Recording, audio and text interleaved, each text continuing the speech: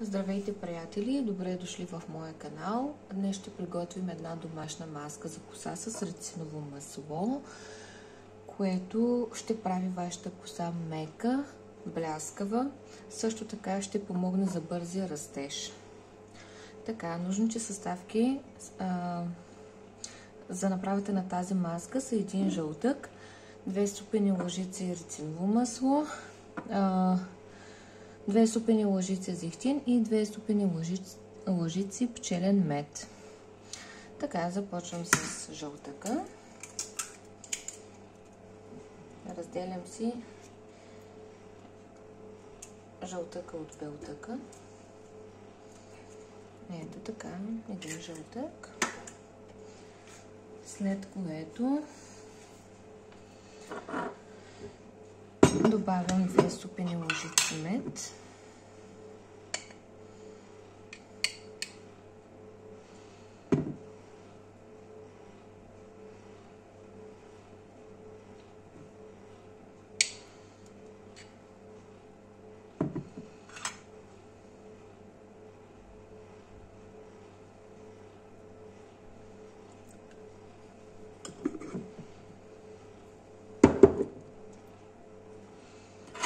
И сега разбърквам жълтъка с меда.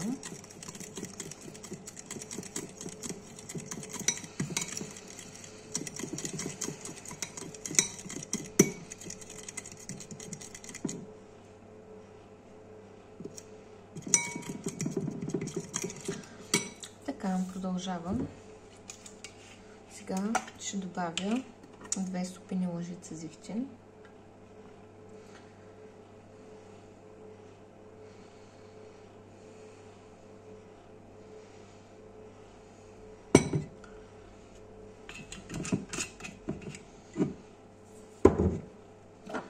И последната ни съставка – рициновото масло.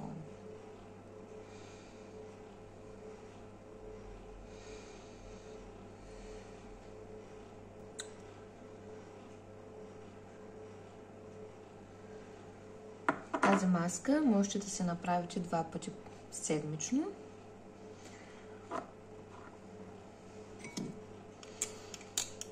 Сега разбъркваме добре.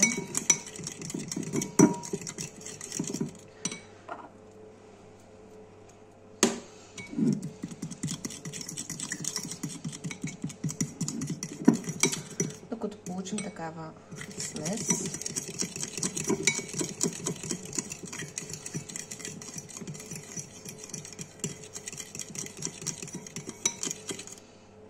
Нанасянето на тази маска ще е предимно по корените на скалпа, на косата, на вашата коса.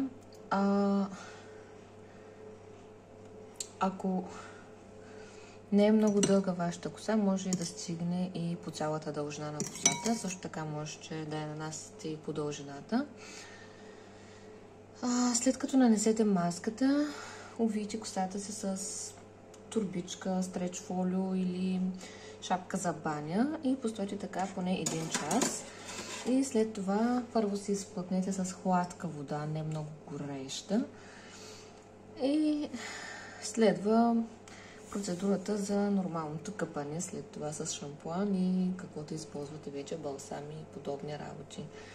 Благодаря ви, че изгледахте видеото до края. Ако ви е харесало видеото, можете да се абонирате за канала ми за подобни видеа.